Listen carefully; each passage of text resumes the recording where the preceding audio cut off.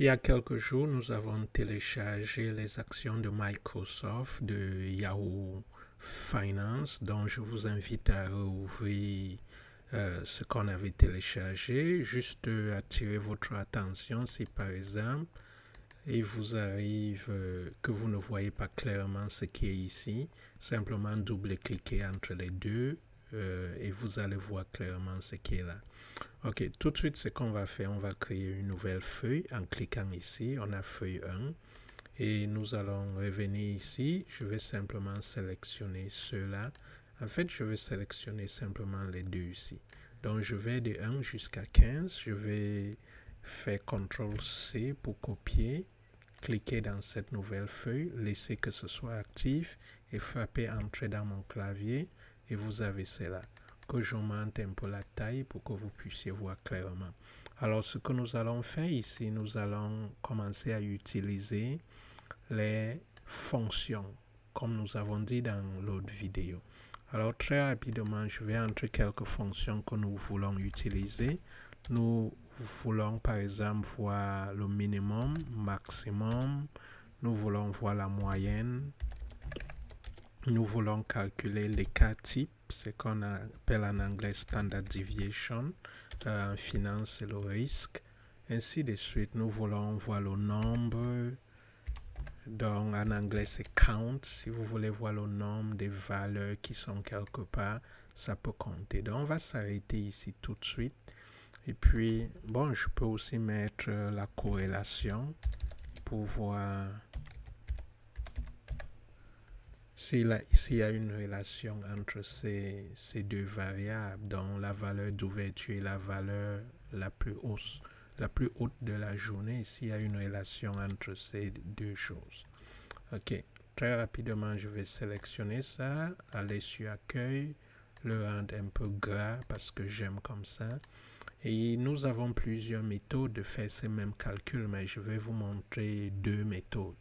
Tout de suite, pour calculer le minimum de tout ce que nous avons ici, bon, pour qu'il n'y ait pas de confusion, je clique là, j'aime quand c'est centré. Je vais cliquer ici et je vais aller sur formule et je vais aller dans plus de fonctions. Parce que les fonctions, vous pouvez prendre les sommes automatiques, récentes, financières. Si vous aimez les finances, venez ici. Il y a assez de fonctions pour tous vos calculs. Logique, venez ici. Je vais un peu vous montrer logique tantôt. Pour nettoyer votre texte, venez ici. Quand nous allons voir les pivots, je vais vous montrer comment nettoyer votre texte à l'aide de ça. Date, heure, année, venez ici pour jouer avec. Alors, venons ici, nous allons aller chercher ce qui est statistique. Ok, vous pouvez prendre average. Quand vous placez votre curseur là, vous pouvez lire ce que ça fait. Ça dit, ça renvoie la moyenne, c'est une moyenne arithmétique. Ok, je peux descendre là sur M, je vais voir plusieurs moyennes. Alors, je vais cliquer ici et tout de suite, ça m'ouvre ça. Alors, j'ai envie de calculer la moyenne de ça. Donc, de l'ouverture, les prix d'ouverture, la moyenne des prix d'ouverture. Je vais cliquer là, sur cette flèche, et je vais sélectionner. Tout de suite, vous voyez, ça va de A2 jusqu'à A15. Et je vais cliquer ici pour rentrer d'où je suis venu, et je dis OK. Et là, ça m'a donné le minimum. Je vais cliquer ici, faire exactement la même chose, statistique. Je vais chercher max. Je clique ici sur max. Je clique là. Je vais chercher max ici. Et puis, c'est OK. Ça me donne le max. La moyenne, je vais faire exactement la même chose. Plus de fonctions. Où se trouve M. Avec... je clique sur moyenne. Je clique là, je sélectionne et nous voilà, j'ai la moyenne. Attention, tantôt c'était minimum, j'ai calculé moyenne, alors ça c'est une erreur. Je vais rentrer chercher minimum. J'espère que quand je fais l'erreur, vous n'avez pas fait exactement la même chose. Vous avez pu vous rendre compte de cela. Donc, c'est en fait min. Donc, c'est le minimum. Je sélectionne. Alors, c'est le minimum, maximum, moyen. Écart type, on va faire la même chose. Et puis, on va passer à autre chose. Je cherche E. Écart type. Écart type. Voyons qu'est-ce que ça dit. C'est renvoie la moyenne des écarts type absolu. Non. Je veux prendre écart type Pearson d'une population sous forme d'argument, ainsi de suite. Donc, je vais prendre cet écart type. Alors, je clique là. Donc, en anglais, c'est le standard deviation. Mais ça, c'est le population standard deviation. OK. Le nombre, si nous comptons, ça va de 2 jusqu'à 15. Donc, nous avons 14. Alors, je viens ici chercher NB pour nombre NB. Je clique là. Je vais le chercher pour que ça compte. Et OK. Donc, ça me dit j'ai 14. La corrélation, en fait, c'est la corrélation entre les deux. C'est pour voir si les deux vont ensemble. Quand ça augmente, est-ce que ça augmente? Ou quand ça diminue, est-ce que ça diminue? C'est ça qu'on veut voir ici. Alors, je clique là, je vais sur Corel.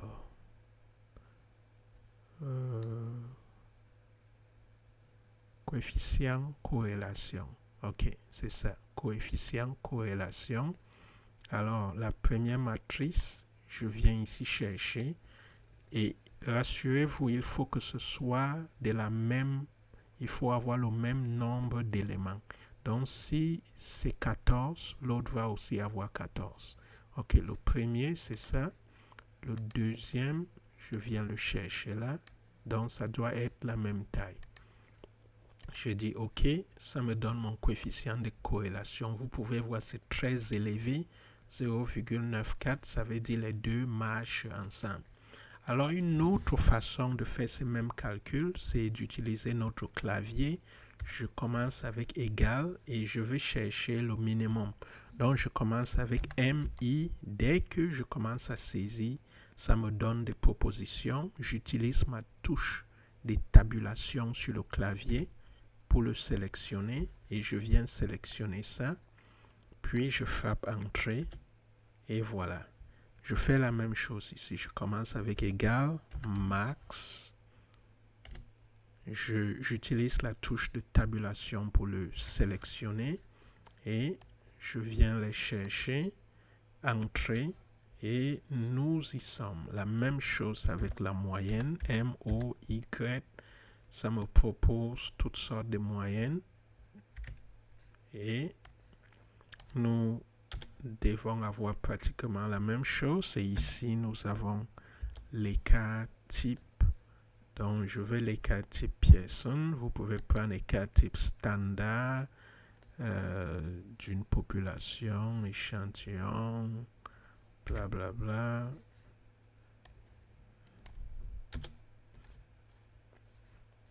Et ici, nous avons le nombre égale NB tabulation corrélation égale corrélation, donc coefficient de corrélation. Je sélectionne d'abord. OK. Je prends corps. Donc, il me faut sélectionner ça avec tabulation. Maintenant, je vais choisir la première matrice, matrice 1. Je sélectionne, je mets virgule, je choisis la deuxième matrice et puis Entrée. Et nous avons cela. Alors, juste une parenthèse.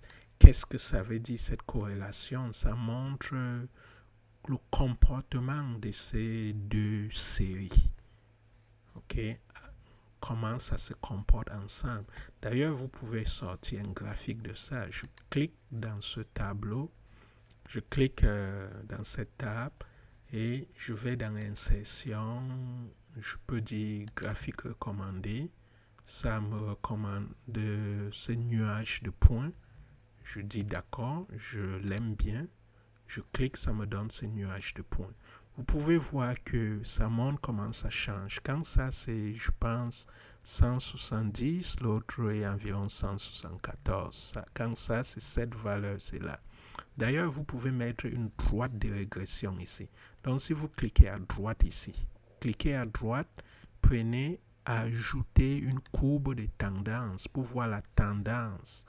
Et on va laisser linéaire et juste descendre là, je vais prendre afficher l'équation, afficher le coefficient de détermination, je vais fermer là, je clique ici pour les déplacer un peu.